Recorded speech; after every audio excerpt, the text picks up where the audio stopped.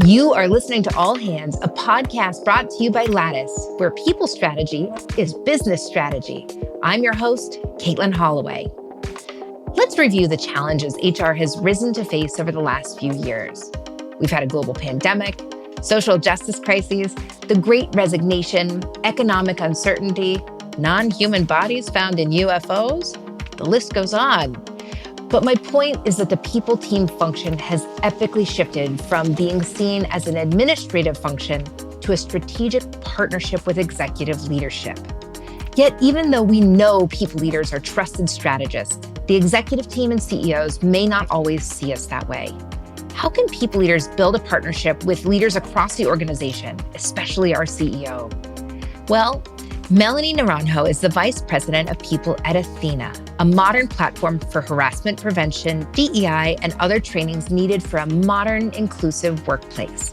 She has written about this topic of relationship building on her popular How to People newsletter. I know you'll love hearing her tangible advice for navigating this critical task as much as I have. Relationships really do matter. Melanie, welcome to All Hands. Thank you. Super excited to be here with you chatting today. I am so excited for this conversation for so many different reasons. I am such a fan of your work, the content that you put out into our space, how you share with our community. And I'm also a massive fan of your product. And I think I need to give a small disclaimer up top here. I'm actually an angel investor in Ethena. So all of that said, I am so excited to have this chat with you. Thank you. I am equally obsessed with Ethena and what we're doing. It's amazing. It's the whole reason I joined. So super excited that we have that connection. I love it. So the topic du jour for us is really talking about people leadership as a strategic function and how those relationships play out within the greater organization. And more specifically, our relationship with our senior leaders. So before we dive deeply into the importance of the CEO and CPO relationship specifically, I'd love to start with how you approached your relationship with your CEO at Ethena. How would you describe your relationship? Talk to us about it. What works well? All of those beautiful things. It's such a great question in particular because I have spent a lot of time myself thinking about this because it just feels so different from my past experiences.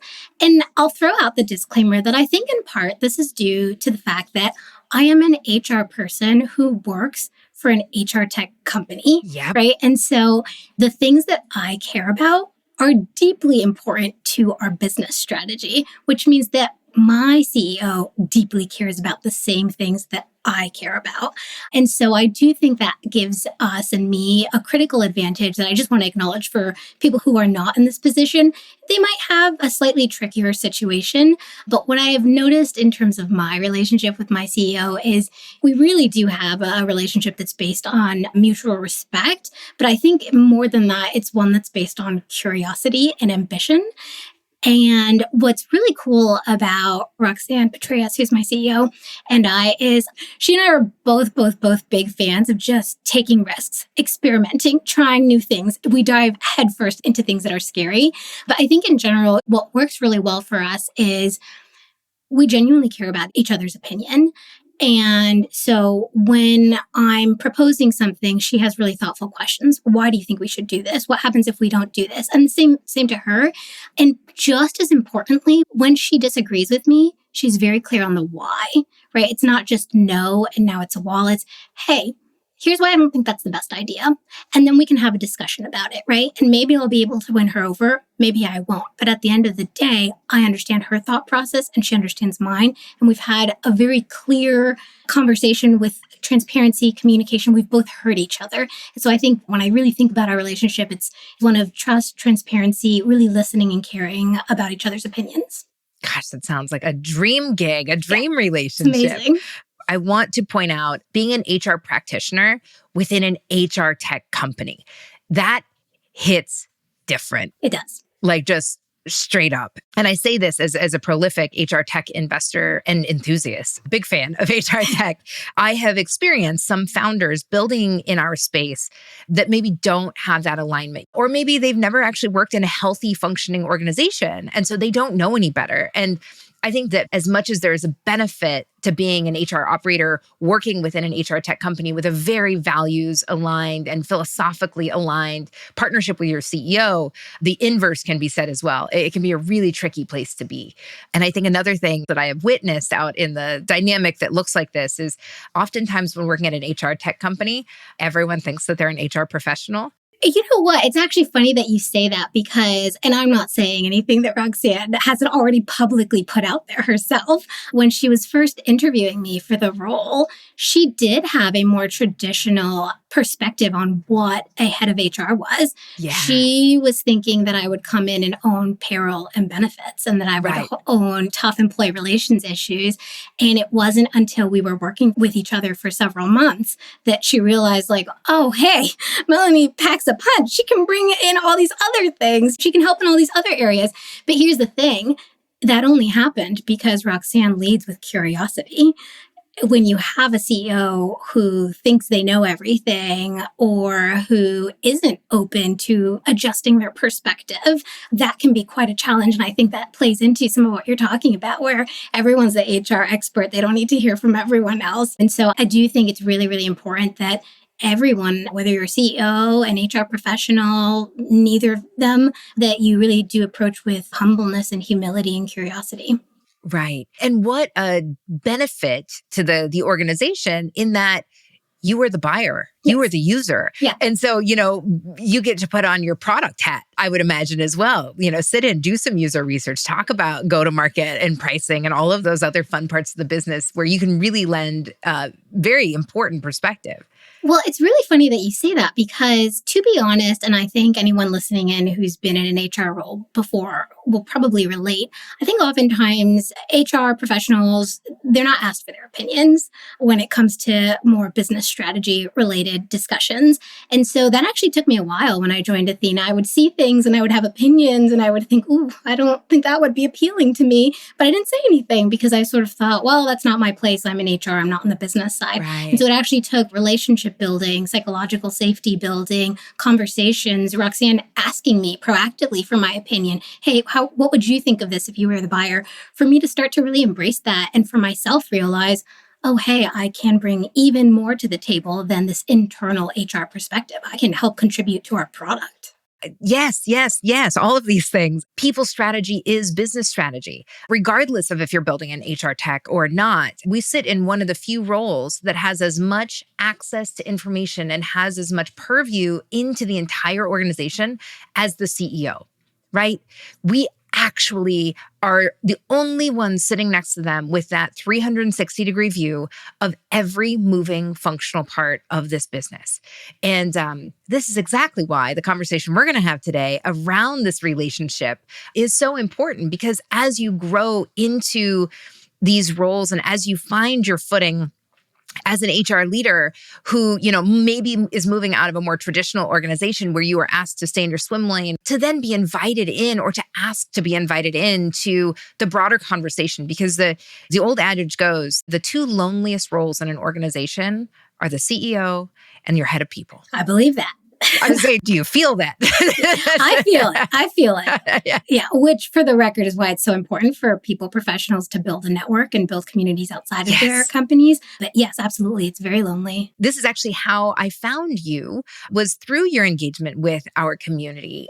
You wrote a fantastic newsletter article about the CEO and head of people relationship. And one thing that I loved that you pointed out was that you said very specifically, while CEOs and heads of people ultimately have the same end goal, they don't necessarily approach that goal in the same way. For the record, that's a good thing. Tell me why you think that's a good thing. Why is it important for the CPO to challenge the CEO? Oh, yeah, absolutely. So I look at this from all perspectives. I think anyone who was around in the HR world around the pandemic probably felt this significantly. So pre-pandemic, I think people were very business focused. HR was seen as purely administrative. There wasn't really a need for HR to, quote unquote, step out of their swim lane, right? And then immediately post-pandemic, right, all these needs came up for more strategic support. How do we switch to hybrid? How do we go to remote? How do we deal with social uprising, so on and so forth? And then as the employee market got really good, good, right? How do we sell to our employees? How do we attract top candidates, right? And so all these things became really important and valued within the HR role. One thing that I do think happened is we sort of swung too much in the other direction. Right. So, yeah. And so what I mean by that for anyone who maybe isn't following along here is that at the end of the day, right, and we saw this with a huge wave of layoffs, unfortunately, that are currently and were happening for a long time, you can't just focus on one area of the business. You can't invest all of your funds into employees. You can't invest all of your funds into marketing. You can't invest all of your funds into sales. You can't. You have to spread it across the company. You have to really think about the company holistically. And so coming back full circle to your question, right, I think it's great that people are bringing different perspectives to the table and challenging each other because all areas of the business need to be accounted for in order for a company to be successful. And so that means on both sides, right, where, I need to challenge the CEO if the CEO is not thinking about the ramifications of a decision on employees and turnover. We might lose our top talent that's going to let us hit our ARR goals. The flip side is if Roxanne lets me go rogue and I give all of our employees all of the benefits and all of the perks, we will go out of business and there will be no employees to keep happy. Exactly. And so I think it's very, very important that we always maintain this balancing act. And that's why we have executives of different areas, right? The idea is you focus and then bring your perspective to the table when we are having these big discussions. I've said it once, I've said it 100 times. I am an executive that happens to have an area of expertise in people. And that is how I show up in the boardroom. That is how I show up in my executive rooms. We have to be business leaders first, the collective, right? And to that end, I can think of a dozen different instances where CPOs or heads of people need to leverage their influence in order to push through a strategic initiative or to help people understand the importance or significance of initiative X, Y, or Z. But from your perspective, what makes the CPO or head of people and CEO relationship so unique as it relates to influence? Ooh, I have so many thoughts on this. I'm probably going to answer this in a roundabout way, but this is the order of the thoughts that come to my head. So first and foremost, I think that we can't overlook the dynamics at play, including gender dynamics and power dynamics. So if we look at the makeup of the HR industry, the reality is that the majority of people who work in the HR industry identify as women. A good chunk of those identify as women of color. If you look at the CEO makeup, it tends to be people who identify as men and people who identify as white men. And already there are dynamics at play there, but from the gender perspective, from the racial perspective. On top of that, you are my boss. You are my manager. You are responsible for my growth, for my salary, for my continued employment at the company. And so while I'm trying to persuade you to see my perspective, at the end of the day, you are also my manager. And I have that in the back of my mind, right?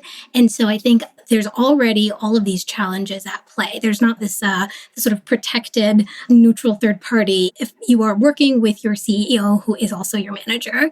The other thing that I think makes it unique is we're not, technically speaking, on the same, if you want to call it department, right? We're on the same team, right? The whole executive team is on the same team, but we're not, technically speaking, the same department, right?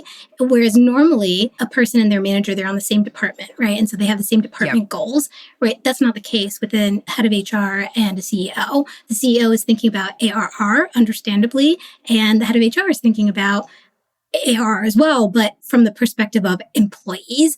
And so it really, really means that it's so easy. It's so easy for miscommunication to happen, for people to not see each other's perspectives, to jump to conclusions, to dismiss things that the other person is saying, to make assumptions of bad intent. And so all of these things, I think, really come together to make for what can be a tricky situation or a tricky relationship if you're not being incredibly thoughtful and intentional about how you approach it. All of that makes sense. I don't think that was roundabout at all. So you're going to bat every day, thinking about total rewards and comp for your team. But the second your own comp comes up, all of those things pour in and you're like, oh, I don't want to seem like I'm the one that provided the benchmarks. And that's just one small example of the multitude of hats that we get to wear in this role and with this dynamic. And then to your point, adding in all of those layers of your uniqueness, right? How you show up in this world and how that may be the same or different than your manager, than your CEO. And so, yeah, this is why we do the work that we do, right? It is not for lack of complexity. Oh, yeah. Yeah. But, when it works, it's just so beautiful. So, the more we can help people really bridge those gaps and develop stronger relationships with their CEOs, the better. I think so too. I want to talk about perception of strategy. So, we've talked a little bit about how when things are going really right, you are invited in as a strategic partner. Now, maybe when things are not going as well as you would hope dynamically, we can oftentimes be relegated to that back room of, just making sure that T's are crossed and I's are dotted and there aren't any fires burning. CPOs generally see themselves as a strategic partner, or at least I hope that our audience sees themselves and views themselves as a strategic partner. Do you think CEOs generally see CPOs as a strategic function? If not, how can we maybe help to change that perception or demonstrate our value when maybe those things are not in alignment? It's such a powerful question because I think that this is on many people's minds. The short answer, if I'm being completely blunt, is no. I don't think that most CEOs see the CHRO or CPO function as strategic. Now, I want to have empathy because I think it's important to understand the history and the context around this. For a long time, heads of CEO were simply tasked with more administrative tasks. Now, am I saying that was right? No, but I'm saying that in practice, many heads of HR were focusing on more administrative tasks and weren't really brought into the fold. And now that it has become even more critically important than ever before for HR to be really leaned on as a strategic partner, now it's starting to change, but I think that it takes time for people to catch up. The other thing I'll say is I want to have empathy to the heads of HR here too, because what goes through my mind is I don't think that for a long time, since the history of HR, I don't think people have really invested in the growth and development of their heads of HR the same way that they have, for example, the heads of sales, for example. A CRO for most companies is in the CEO's best interest that they develop their CRO. It is in their best interest that their CRO is successful because they are bringing in the money and it is directly revenue producing. Whereas, HR teams are typically seen as not revenue producing. Of course, we bring money to the company in different ways, but it's harder for the CEO to connect those dots. And so the reason I say that it's important to have empathy for heads of HR is, and I'm gonna say this statement again with complete empathy because I include myself in this. I would say most heads of HR have never been trained on how to build a compelling case argument to your CEO, to put on the business hat when you're making arguments rather than putting on the because it's the right thing to do hat, right? That is not going to build a compelling argument to your CEO. And no, I don't think that most CEOs see heads of HR as a strategic function. And I think that the only way to change that is for CEOs to invest in their HR partners, for heads of HR to partner together as communities, the way that I'm really seeing happen. I'm so happy to see this happen more and more since we've gone virtual, connecting with each other, learning from each other's experiences, rather than being in this siloed community where a team of one sometimes at an entire company, and we have no one to lean on for support, to guide us and mentor us. And so I think lots of changes would have to happen for that to really change across the entire industry. I think you make such a salient point. And as I look back on my own career, a pivotal moment for me was I was being layered. This was the first time I was being layered as an HR executive. And I was pissed. I was raging mad. And I was being moved to a new executive hire as the COO.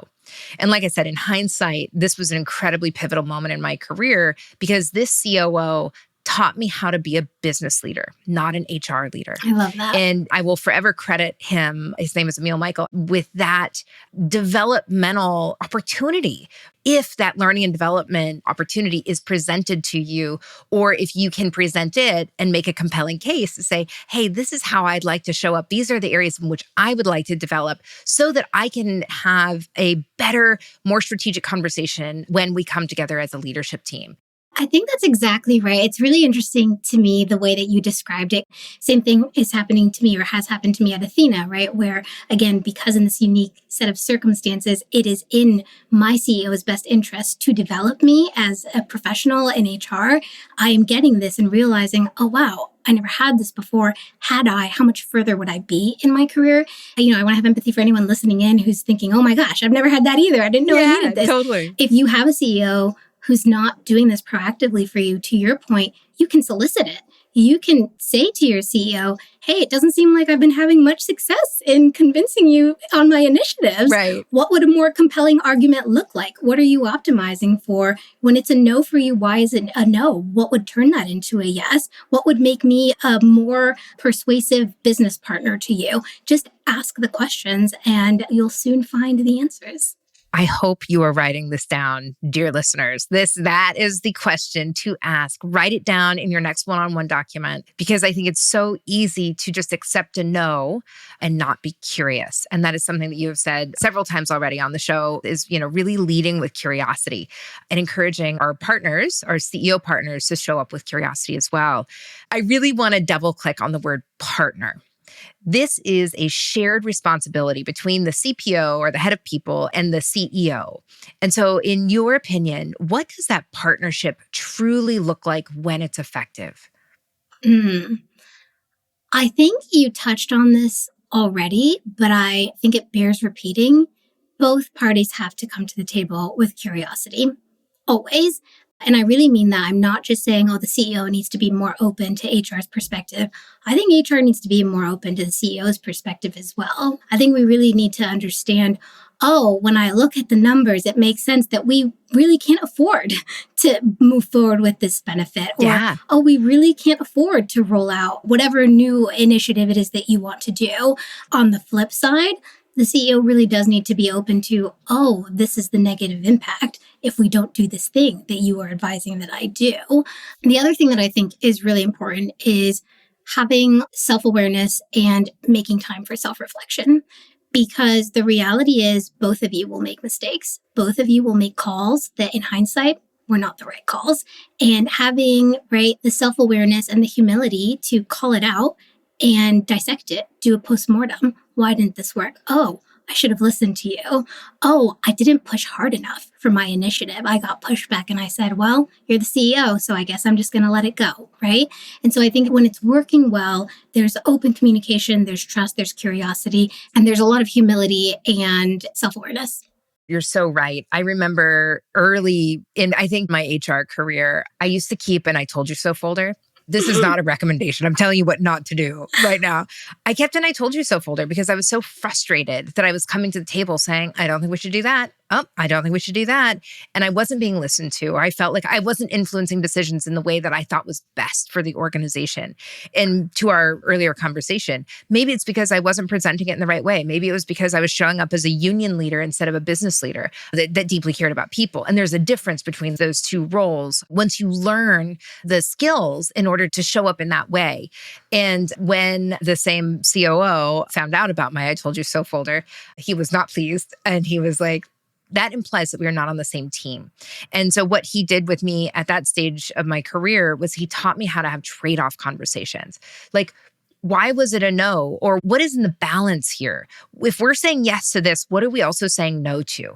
And really understanding more holistically how those decision points might impact the organization, and then how those decisions might impact employees. What's interesting to me about what you say is, first of all, I agree with everything, and I think you worded it so articulately. The thing that I would add there is, I think a lot of people listening in are probably going to be able to identify with that sense of frustration. I told you so. I gave you all these things, and you didn't listen to me. When I hear stuff like that, really what it makes me think is, does the CEO actually know what your job is? Right. And I really mean that. I'm not even trying to be, No, truly. Are you all on the same page about what your role is at the company and what value you bring to the company and how you two should be partnering together? Because oftentimes it comes to, in my opinion, when these challenges are happening, it comes down to misalignment, and it comes down to the CEO genuinely not knowing that this is your job. It is your job to challenge Right. them. It is your job to be the perspective and the voice of the employee. It is your job to really think about things not just from a quote unquote ARR perspective, even though of course it all feeds into it, right? But to think about it more long term. And so sometimes I think it's really helpful just to say, hey, I want to make sure we're on the same page here. How do you define my role? How do you define success in my role? And in your opinion, what would be the most effective way for me to partner with you? And I think the answers to those questions can be very insightful. Either you will find that you're not aligned, in which case you need to have a conversation, or you will find that you are aligned, in which case it's a good opportunity for you to remind your CEO in those moments of pushback, hey, ultimately it's your company. If you're going to say no, you're going to say no. But I want to remind you that the reason that I am bringing this argument to the table is because you hired me. You hired me to bring the voice of the employee, and you hired me to think about the impact to our employees. And so that is the perspective that I'm bringing. Because otherwise, I think, unfortunately, when arguments happen, it can tend to feel quite contentious. It can feel personal. But of course, it's not, right? You're literally doing the job that you were hired to do. Exactly. And just for as much as every other executive was hired to bring their perspective for their functional area of expertise, that is our job. And something that I have found to be very disarming when I get in those moments where things start to either feel personal or as if it's my personal opinion, which of course everything is colored with our own perspective and our own lived experiences. You don't want to show up strictly as that union leader, but to say like, I am thinking about our whole environment. I'm thinking about our whole ecosystem, just calling it out and asking like, are we on the same page here? We're on the same team, gang. Yep. It's not personal. I'll tell you when it's personal because I will. I love that. I love knowing where I stand with someone, Exactly. I want to talk a little bit more about some common pitfalls that folks in these CPO or heads of people roles have when they're trying to communicate with their CEO. Maybe said another way is like, who are other stakeholders that CPOs might not realize they need to leverage influence over? So thinking about that, again, thinking about that whole ecosystem, how do and when might a CPO fall into that trap of getting stuck in maybe a dead-end conversation? So I think a couple of thoughts. First is I think that CPOs can often forget their audience.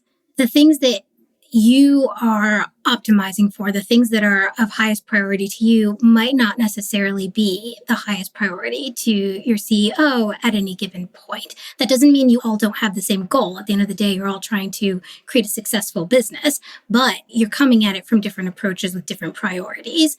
The second, to your point, talking about leveraging other people across the company, I do think that sometimes CPOs can overlook the opportunity that exists in building allies across the company. And I don't mean that in a political way.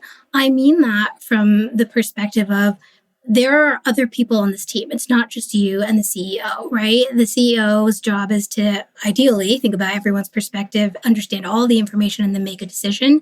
It's okay to go to, for example, the CRO and say, hey, you were able to do a really effective job of convincing the CEO to invest in this initiative. I'd love to just chat with you about how you did that. What was your approach? What were you thinking about when you did that? There are two benefits to doing something like that.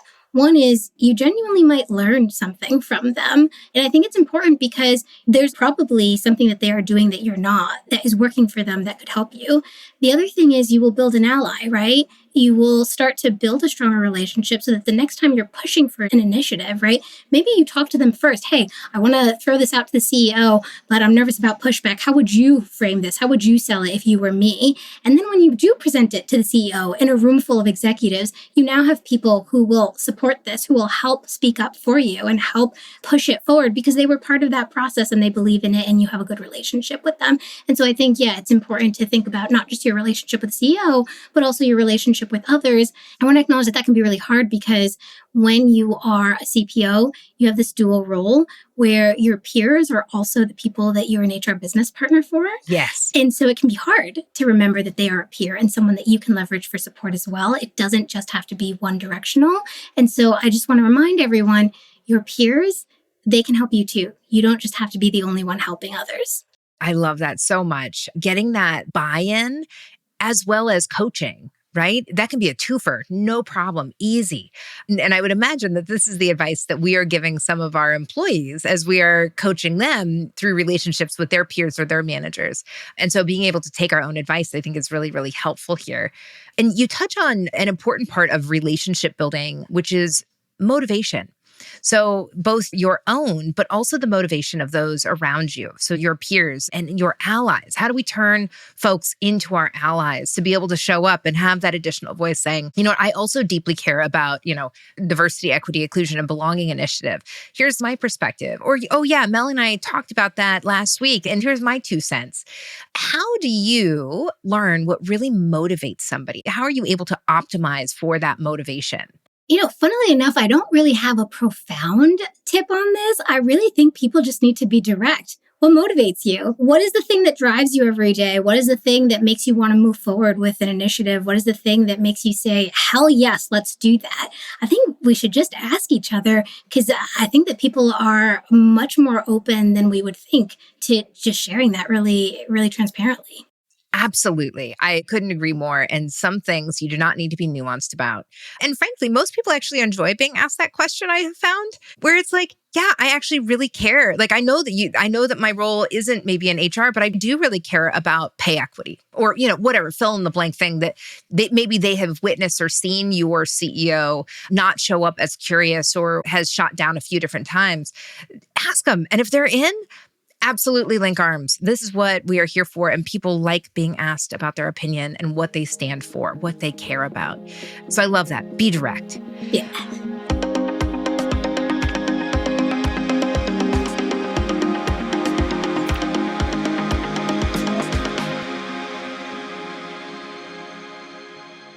Melanie, I feel like we could talk about this for so many hours. And I really feel like our audience is going to get a lot from this. There were so many tactical examples that you have shared from your blueprint that I really, really appreciate. So thank you for that. But it is now time, my friend, to jump into rapid fire. Are you ready? I'm ready. Hit me with it. Okay, shifting gears, put on your fast hat. Quick question. Did HR find you or did you find HR? HR found me. That usually happens that way. Yep. What's your favorite way to unwind after work? Oh, okay. I gotta be honest. I just plop on the couch with all 3 of my cats and it's amazing. Sometimes the best thing after a hard day are snuggles. I get it. Yeah. I get it. When was the last time you were deeply proud of something you've accomplished? Oh, I love that question because it's happening now. So one of the great things about being in HR tech is that I get to contribute to the actual product. And my favorite thing in the HR space is learning and development. It's part of why I was so attracted to Ethena. And we've just rolled out a management training and I helped create it. I wrote some of the modules for it. I acted in it and I personally reviewed all of the content for the training.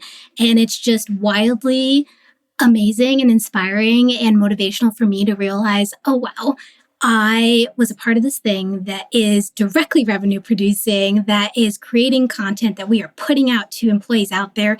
And it builds on this thing that is so deeply important to me, which is learning and development. So it's just amazing. Well, we are proud of you too. I can't wait to see it. Like I said, I'm a big fan and I'm so excited for you all to get that in the hands of managers that so desperately need it.